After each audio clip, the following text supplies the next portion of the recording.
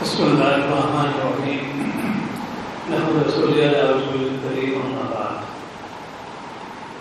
آپ حضرات نے تعلیم کی ملفوظہ سنے، عظیم صلی اللہ علیہ معصوم اور عظیم صلی اللہ علیہ رسول اللہ صلی اللہ علیہ وسلم اور تیاری ہو چکی ہے، چند باتیں عرض کرنی ہیں کیونکہ اصلاحی معاشرہ کا یہ جلسہ ہو رہا ہے۔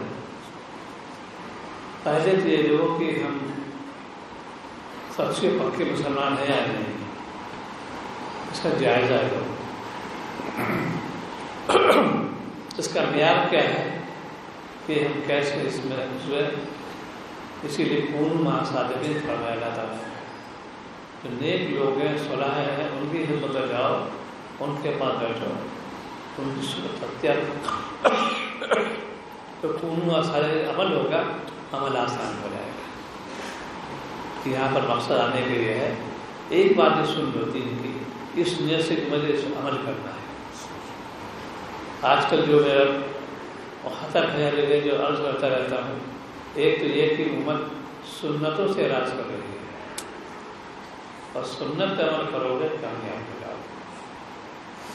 سنت جو ہے ملتی جا رہی ہے، ہم کیسے سنی مسلمان ہیں؟ سنی ہے سنت کا عمل کرنے والے کا تو سنی ہے، تو اگر سنت عمل نہیں کریں گے تو نام تو سنی ہی کام کریں گے۔ سنت کا عمل کرو گے کامیاب ہو جاؤ گے۔ ایک کر دیجیے، دوسرے اپنے حالات کی فکر کرو، حرام سے بچو۔ آج امت حرام مبتلا ہو گئی، اکثر بات عرض کرتا ہوں، اللہ معاشرہ تو کرنا ہی پڑے گا۔ ہماری جو غذا جو پیٹ میں جا رہی ہے اکثر وہ حرام جا رہی ہے، انہیں میں سے گوشت ہے، خصوصی طور پر مرغ کا گوشت، ذبیحہ درست نہیں ہو رہا اور ہم لوگ کھا رہے ہیں، اس پہ حرمت آ جائے گی، کوئی درست نہیں ہے اس کا کھانا۔ اور صرف چاروں قسم لوگ مسلمان ہیں، کھانے والے، کھلانے والے، خریدنے والے، بیچنے والے ہیں مسلمان۔ ایک بوٹی بھی حرام اندر چلے گی پیٹ پر، حرام ہے، دعا قبول نہیں ہوگی۔ اس سے بچو۔ شادی بیاہ میں جاتے ہیں، بریانی مرغ کی ہوتی ہے، اور مرغ کا ہوتا ہے، اور چیزیں مرغ کی ہوتی ہے، ان کو ہم جب کھائیں گے تو کیسے ہمیں سوادے کا پتہ ہوگا۔ ہمارے سوادے کا مدار ہے، طاعت کا مدار ہے تقوی پر، اور تقوی ہوتا ہے اللہ والوں صحبت میں جا کے۔ اسی لیے یہاں پر سب جلسے ہوتے رہتے ہیں، اس کا مقصد یہی ہے کہ آپ ذرا عمل کی نیت سے آئیں۔ ہمیں پکا سچا مسلمان بننا ہے۔ پکا مسلمان وہ ہے جو کسی اذیت نہ پہنچائے۔ آج کیسے ہم مسلمان ہیں کہ آپس میں لڑائی جھگڑا کرتے ہیں، آپس میں ایک دوسرے ایسے تعانی کرتے ہیں، کیسے مسلمان ہیں؟ افسوس کی بات ہے، مسلمانوں کی شان سے بعید ہے۔ دین کی دعوت دے رہے ہو، تبلیغ کر رہے ہو، ان مع صادقین عمل ہو رہا ہے، لیکن یہ لڑائی جھگڑا ایک کوشش میں آتا ہے۔ اس سے بچو بھائی، آپس میں اتحاد اتفاق ہونا چاہیے۔ امت ایسی عذاب آ رہا ہے کہ عرب کے اعظم ہم لوگ اسی متفرقے میں چلے گئے کہ ہماری جماعتیں ہمیں نہیں ہیں، ہم سب حزب اللہ ہیں۔ دو ہی جماعتیں دنیا میں ہیں، حزب اللہ حزب شیطان، اللہ والوں کی جماعت کہلاتی ہے، اور ایک ہے شیطان۔ تو مولف شیاطین مملک رہا ہے، وہ قوم ملعون یہود و نصارہ، اس کی ہم اتباع کر رہے ہیں۔ ہمارا کوئی کام خلاف سنت، خلاف شریعت نہ ہو۔ جتنا عقل حالات ذکر ہوگی اتنے اچھے ہمارے میں صدور ہوگا اور نور پیدا ہوگا۔ اسی لیے کون مع صادقین، صحبت اچھی اختیار کرو گے، آپس میں دینی جوڑ بنا لو۔ میدان محشر میں عرش کا سایہ ہوگا، اس میں 7 لوگ ہیں، اس میں وہی ہوگا جس نے صرف اللہ کے لیے دوستی کی۔ یہاں دوستی کی پیدا کرو، اللہ واسطے کرو۔ میں اللہ کے لیے دوستی ہو گئی، عرش سائے میں جگہ میں لے گئی، کوئی غرض، کوئی رائٹ نہیں ہے، کوئی منفعت نہیں، اور دوستی مجھے چاہیے۔ ہم کو تو اللہ تعالیٰ سے تعلق بڑھانا چاہیے، ہم تمہارا دینی دوست ہے، اس پہ عمل کرو۔ تو مسجد ہے، عبادت کی جگہ ہے، یہاں پر آؤ، عبادت کی نیت سے آپس میں بحث مباحثہ بالکل نہیں، تلاوت کرو، نماز سنت اگر ہے وہ پڑھ لو، نفل پڑھ لو، ذکر میں لو، بجائے بات کرنے کے، لائن کلام کرنے کے، اس سے فرشتوں اذیت ہوتی ہے۔ جو شخص لائن کلام کرتا ہے مسجد کے اندر فرشتوں کو اذیت ہوتی ہے، وہ تنبیہ فرماتے ہیں 3 مرتبہ، اے اللہ کے بندے چپ رہے، 1 بار 2 بار 3 بار بدعا دیتے ہیں، اللہ تعالیٰ میں لعنت ہو، فرشتے دعا بدعا قبول ہو جاتی ہے، اس سے بچو۔ یہاں پر آنے کے بعد مسجد سے نامی سجدہ کرنے، نماز پڑھو، ذکر کرو، آپس میں مواصلہ نہیں، عقل حلال کی فکر کرو، اتنے حلال کی فکر کرو گے قلب میں نور پیدا ہوگا، تاثر رغبت ہوگی کو حاصل نہ ہو۔ اس میں واقعہ درج کر دو تاکہ عقل حلال کے بارے میں اللہ معاذ رضی اللہ تعالیٰ نے بیان فرمایا کہ حضور اللہ صلی اللہ علیہ وسلم 10 باتوں کی وصیت فرمائی، ایک ہوتا ہے نصیحت، ایک ہوتا ہے وصیت، وصیت تاکید کہتے ہیں، تاکید فرمائی۔ ان میں سے ایک ہے کہ اپنے اہل عیال پر اپنا حلال و عمدہ مال خرچ کرنا، حلال روزی کماؤ گے، اہل عیال خرچ کرو گے، اس سے بری تاثر رغبت ہوگی۔ آج ہر گھر میں بغاوت ہو رہی ہے، بیٹا نہیں مانتا، بیٹی نہیں مانتی، آپس میں ناچاٹی بڑی ہوئی ہے، اس لیے کہ ہم سنتوں سے اعراض کر رہے ہیں اور گناہ سے نہیں بچتے۔ حلال کی فکر کرو، 1 پیسہ بھی حرام کامل ہو جائے گا تو سب میں غلط ہو جائے گا، اس سے پرہیز کرو۔ ایک واقعہ ہے اس کے اندر ایک گھاس کھودنے والا اپنے اللہ کی بہت سنائی بھی تھا، اس کو خاص طور سے دوبارہ سنا تھا کہ وہ جو ہے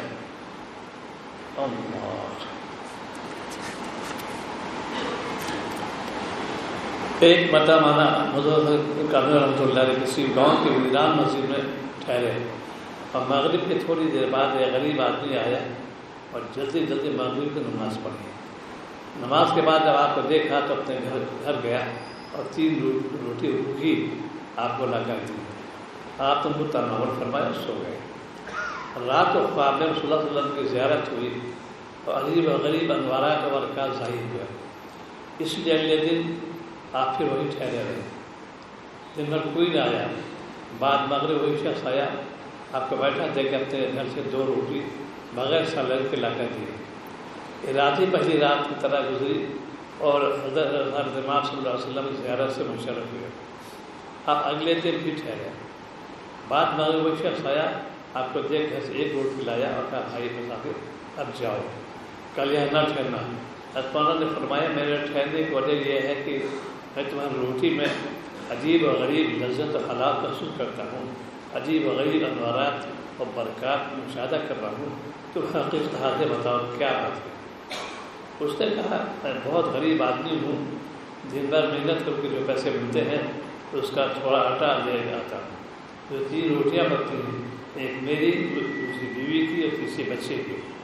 پہلے دن تینوں نے فاقہ کیا اور 3 روٹیاں تمہیں لا دی، دوسرے سے بچے کی ہاتھ نہ لے کے گئے جو اس کی روٹی اس کو دے دی تھی اور 2 تمہیں لا کر دی۔ آج بھوک کی وجہ سے بیوی نے بےتاب تھی، اس کے حصے کی روٹی اس کو دے دی، اپنے حصے کی لے آیا۔ اب کل مجھ کو بھی فاقہ کی طاقت نہیں، اس لیے مجبور میں تمہیں کہنا پڑا۔ اطمینان فرمان سچ ہے، اسی عقل حلال اور اشار کے اثرات ثمرات اور برکات حلال میں روزی برکت ہوتی ہے، اسی لیے حرام سے بچو۔ بہت چیز ایسی ملیں گی جو کہ انسان اللہ تعالیٰ سے دعا بھی ہو سکتی ہے، ان کو اللہ حلال روزی عطا فرمائے۔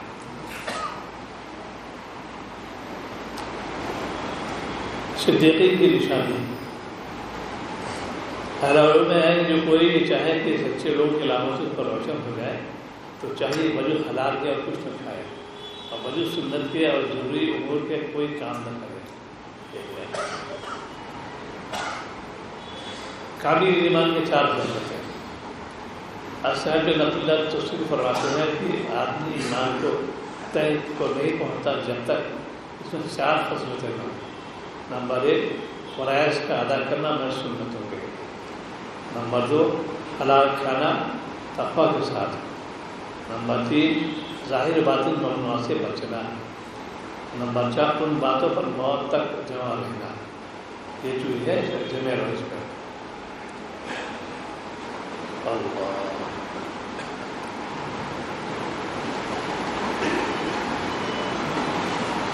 ہر شخص اپنے کو دیکھے کہ ہمارے روزی کیسی ہوئی، حلال ہے یا حرام۔ اب اس کے بارے میں کچھ بات کر دوں.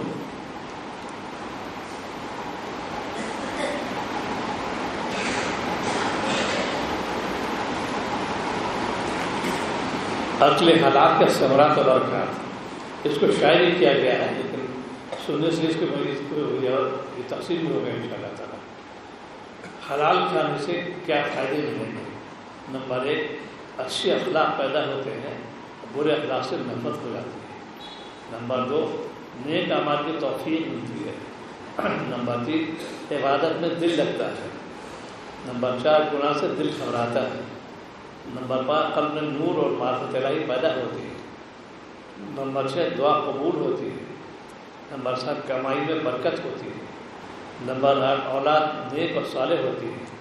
نمبر 9، اللہ تعالیٰ کے محبوب صلی اللہ علیہ وسلم کی رضا نصیب ہوتی ہے.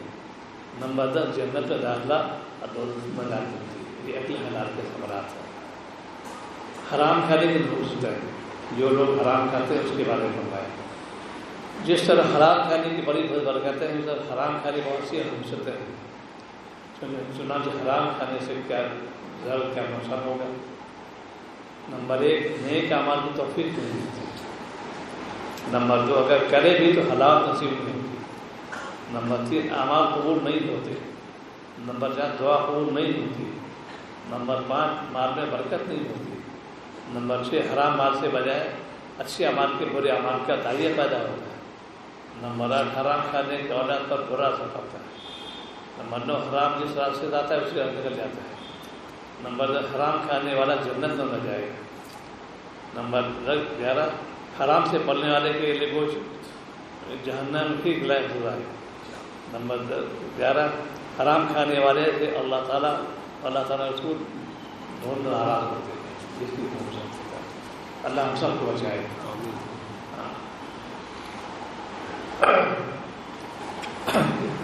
کیسے بڑے بزرگ تھے، لیکن حرام کھانے والا اگر اعمال کرے بھی تو حلال نصیب نہیں ہوتی. ایک واقعہ ہے، علامہ شاہ الدین احمد شافعی ہیں، فرماتے ایک بڑے بزرگ تھے بائی ہندوستان میں، بہت بڑے بزرگ تھے. ان کا ایک واقعہ عرض کروں. مدینہ منورہ میں قحط بارش مشکل ہو رہی تھی اور لوگوں نے نماز پڑھی، سسکا پڑھی، لیکن بارش مشکل نہیں ہوئی تھی. ایک شخص آیا، باہر آیا، اس نے کہا لوگ کیوں پریشان ہیں؟ کہا حضرت سب نے دعا مانگی، مشاہد دعا مانگی کہ وہاں مدینہ منورہ کی دعا قبول نہیں ہو رہی اور بارش نہیں ہو رہی، اسی لیے کر لوگ پریشان ہیں. اچھا یہ بات ہے. اور اسی وقت انہوں نے دعا کرنا شروع کر دی. جیسے ہاتھ اٹھائے ویسے ہی بادل آنے لگے اور پوری موسلادھار بارش شروع ہو گئی. سب لوگ حیرت میں اور سب لوگ ادھر متوجہ ہو گئے. بہت بڑے بزرگ ہیں اور بڑے اللہ والے ہیں، ان کے دعا صاحب دعوت تعمیر ہوتے ہیں. انہوں نے کہا حضرت آپ تو بڑے بزرگ کہتے ہیں، پھر بھی عام ہی آدمی ہیں، انہوں نے تو کرامت دیکھ لی آپ کی. بارش سب نے کی دعا کہتے ہیں وہ بھی آپ نے دعا دی، ہاتھ اٹھائے اور بارش شروع ہو گئی. میں نے دعا میں یوں کیا تھا کہ یا اللہ میں نے ان آنکھوں سے باعث مستعمل کو باعث سمجھ سے دیکھا، یہ اس نگاہ کو دیکھا ان کو کہ سمجھ کے باعث مستعمل ہے، اس لیے ان کی برکت سے اللہ تعالیٰ بارش کر دی ہے. دعا قبول ایسے بڑے بزرگ سے انہوں نے اپنا واقعہ بیان فرماتے ہیں. بعض مسائل کے بارے میں حکایت بیان کی جاتی کہ انہوں نے کئی سال اللہ تعالیٰ عبادت کی، لیکن عبادت کے مزہ لذت نہ پائی. تو والدہ کے پاس گئے، انہوں نے کہا اما جان مجھے عبادت تو طاعت میں حالات محسوس نہیں ہوتی، آپ ذرا غور کیجیے کہیں ایسا تو نہیں ہوا کہ جب میں پیٹ میں تھا دودھ پیتا تھا اس زمان میں آپ نے کوئی حرام چیز کھا لی؟ انہوں نے بہت دیر سوچ رہا فرمایا کہ بیٹا جب تم میرے پیٹ میں تھے ایک دن ایسا ہوا کہ میں چھت پر چڑھی ہوئی، وہ ایک مرتبہ نظر پڑا، یہ پنیر تھا، میرا پنیر کھانے کو جی چاہا تو میں نے اس میں سے انتہائی معمولی سا پنیر اس کے مالک کے بغیر اجازت کھا لیا. بعد میں اس بات نے کہا کہ بس یہی وجہ کہ مجھے عبادت میں حلاوت محسوس نہیں ہونے دیتے. برائے کر آپ مرتبان کے مالک کے پاس جائیں، اسی سارا قصہ بیان فرمائیں. چنانچہ اس کے پاس گئے، اس نے سارا قصہ سنایا. اس نے کہا وہ میں نے تمہارے لیے حلال کر دیا، یعنی معاف کر دیا. آپ نے واپس آ کر صاحبزادے بھائی میں سے اصطلاح دی، اس کے بعد آپ کی طاعت اور عبادت میں حالات محسوس ہونے لگے. یہ ہے حالات. آج ہم لوگ دعا مانگتے ہیں، یا رب کرتے ہیں، لیکن حرام کی وجہ سے نہیں ہوتے.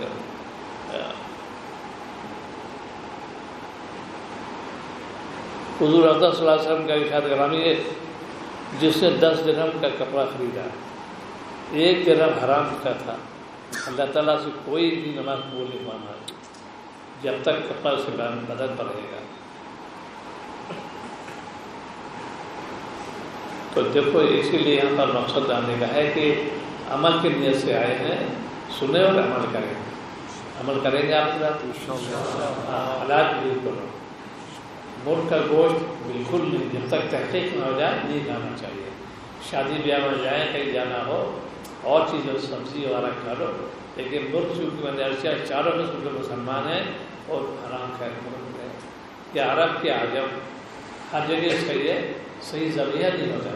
میری بیٹی کی ملازم میں آ گیا گوشت لینے کے لیے، ایک مرغی کو دعا کرنے دی، اس کا خون نہیں نکل رہا تھا، کہ مردار تھی وہ. یہ ہو رہا ہے مردار مرغی کو بھی ذبح کر کے شامل کر لیتے، تو کیسے دعا قبول ہوگی؟ اسی لیے آپس میں لڑائی جھگڑا ہو رہا ہے، آپس میں رہنمائی تنازع ہو رہی ہے. دینی خدام ہو کے آپس میں لڑائی جھگڑا کرنا، ابھی طرح گفتگو کرنا افسوس کی بات ہے. تو جس کو دین کی دعوت دے وہ ایسے کاموں کو مرتکب ہو، یہ افسوس کی بات ہے.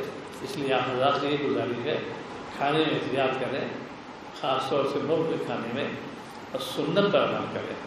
گھر میں اس کی اشاعت ہونا چاہیے. جب جائز سنت اور داخلہ ہو تو انشاءاللہ اس کی برکت، گھر میں برکت بھی ہوگی، اور ہمارے سوال توفیق بھی ہوگی، اولاد کی سوالیں رہے گی، تو آپ کہنا بھی مانے گی. تھوڑی سی عبادت میں بہت جی لگے گا اور قبول بھی ہو جائے گی. اللہ تعالیٰ کینڈل پر کیفی نظر ہو، تھوڑا سا معلوم ہوا اخلاص وہ قبول ہو جائے گا. اور یہ کہ نماز کا اہتمام جماعت کے ساتھ، مسجد کا احترام، مسجد کا احترام. کہیں بھی جاؤ لائن کلام سے بچو، لائن کام سے بچو، اور کسی اللہ والے تعلق قائم کر لو. یہ ہے خانقاہ نظام، یہ فرض عین ہے، تزکیہ نفس فرض عین ہے. اگر اس پر عمل کریں گے تو انشاءاللہ تعالیٰ کامیابی ہو جائے گی. اللہ تعالیٰ ہمیں توفیق عطا فرمائے.